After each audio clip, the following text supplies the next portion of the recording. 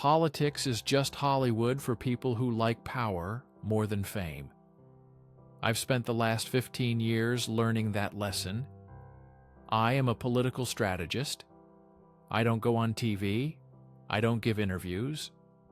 I am the guy in the back of the room wearing the headset, telling the candidate which tie to wear and which words will make the suburban mothers vote for him. My masterpiece was supposed to be my wife, Amanda. Amanda was perfect for politics. She was charismatic, beautiful, and could cry on cue. We decided 2 years ago that she would run for mayor of our mid-sized, affluent city. The platform we crafted was simple: restoring family values. It polled incredibly well. Amanda was the face of the wholesome, traditional family. We put our kids in the ads. We did photo ops at church. I wrote every speech, designed every billboard, and managed every crisis. I was the architect of her image.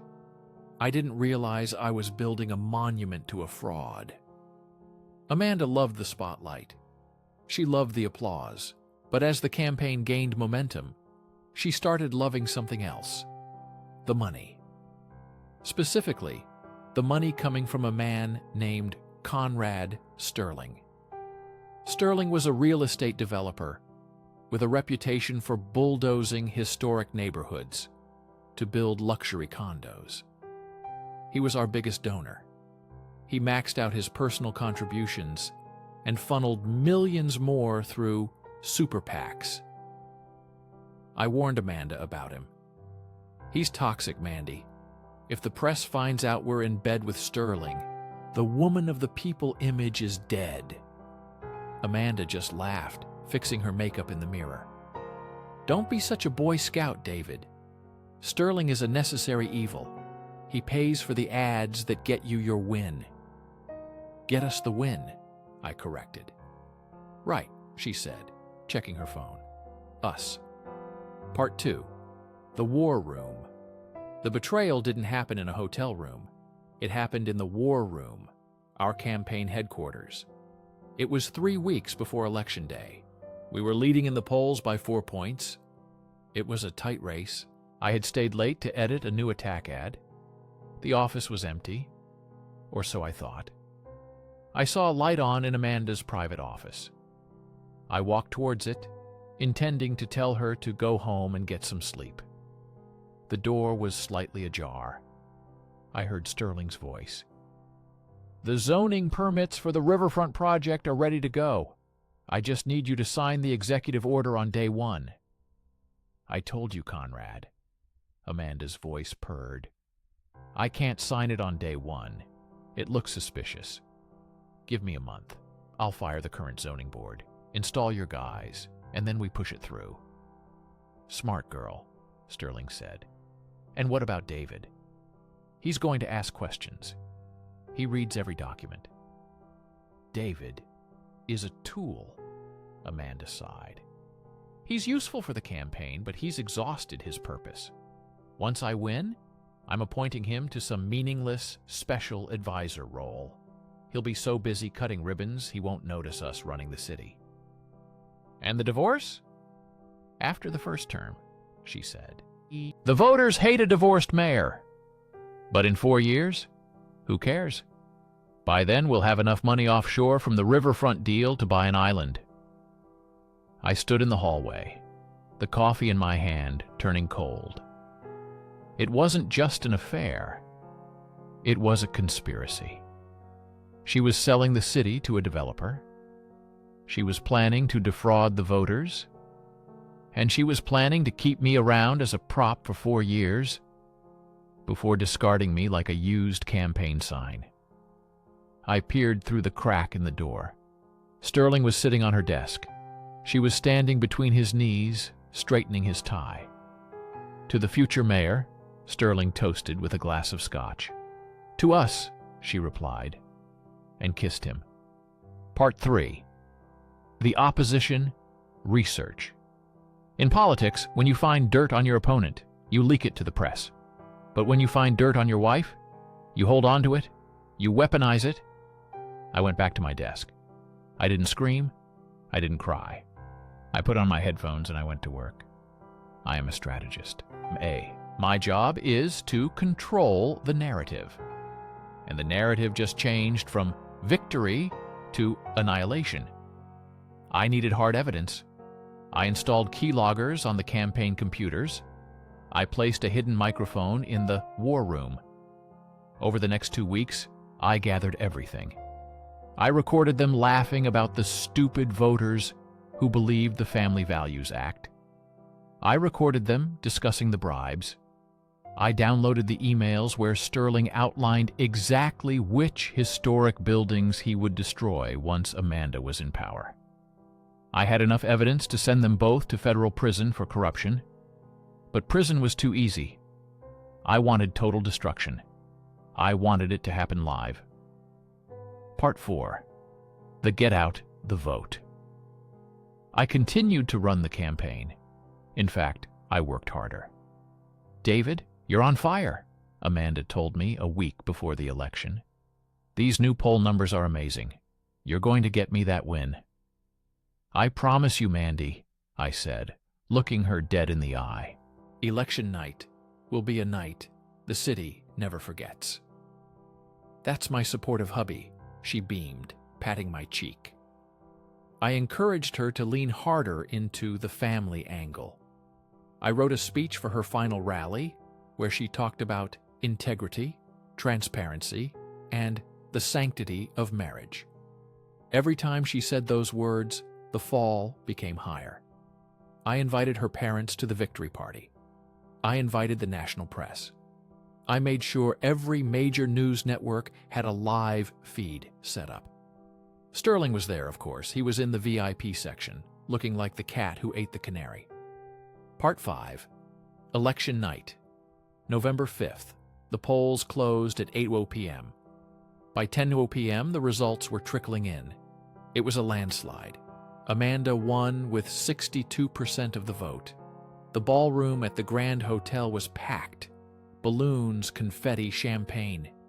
"We did it," Amanda screamed, hugging me for the cameras. "We did it, baby."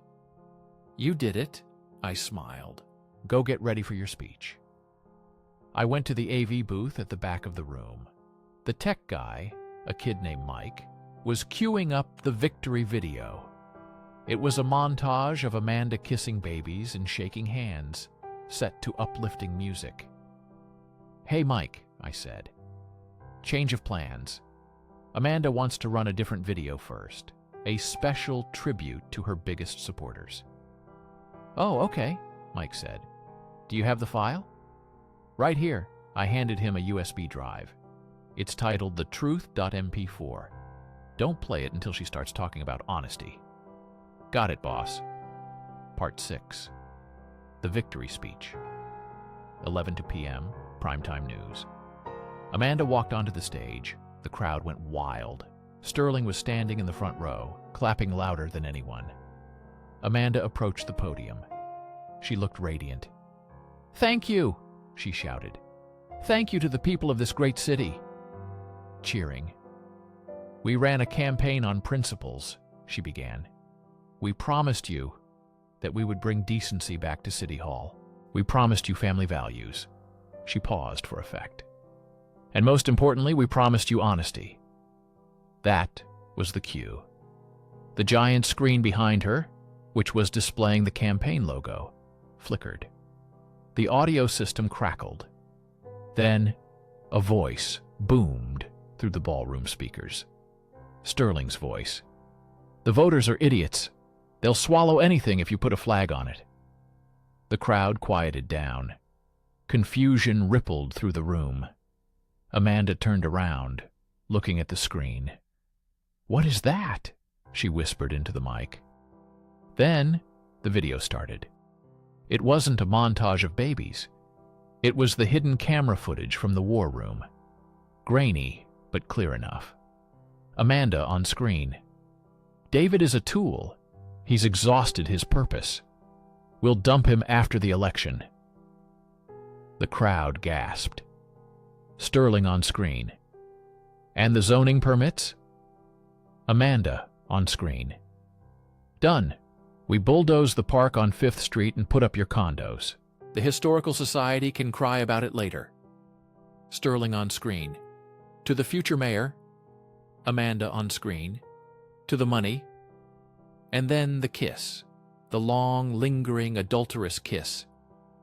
Amanda stood frozen on stage. She looked tiny.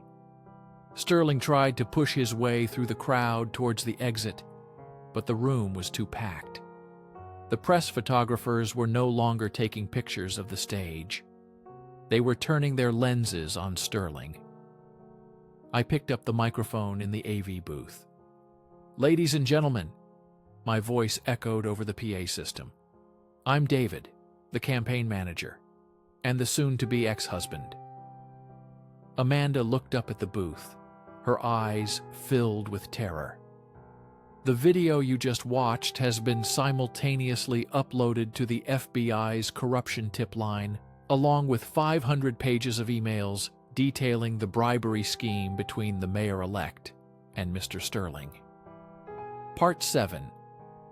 The concession. The room didn't just erupt, it exploded. People were booing. Some were throwing their campaign signs at the stage. Amanda tried to speak. "It's a deep fake. It's AI," she shrieked. But nobody believed her. The audio was too specific. The details about the zoning permits were too accurate. Police officers, who were already there for security, moved towards the stage. Not to protect her, but to detain her. The FBI moves fast when a federal crime is broadcast on live TV. I walked out of the back exit of the hotel. It was raining. I felt clean. I took out my phone. I had one final text to send. To Amanda. "You wanted to run the city? You just ran yourself into a cell. I resigned 10 minutes ago. Good luck with the press." Part 8. The special election. The fallout was historic. Amanda never took the oath of office. She was indicted on 14 counts of wire fraud, bribery, and conspiracy. Sterling turned on her immediately to get a plea deal, but because I had given the feds everything, they didn't need his testimony. He got 8 years. Amanda got 5. The family values mayor became the face of political corruption. The city had to hold a special election. I didn't run. I'm done with politics. I moved to a quiet coastal town. I opened a small bookstore. I wrote a book about the campaign. It's called The Candidate's Husband. It's a bestseller. Every now and then, I see Amanda's mugshot on the news when they do a Where Are They Now segment. She looks tired. She doesn't look charismatic anymore. She looks like someone who underestimated the guy in the headset. Politics is a dirty game. But revenge? Revenge is the only campaign promise I ever kept.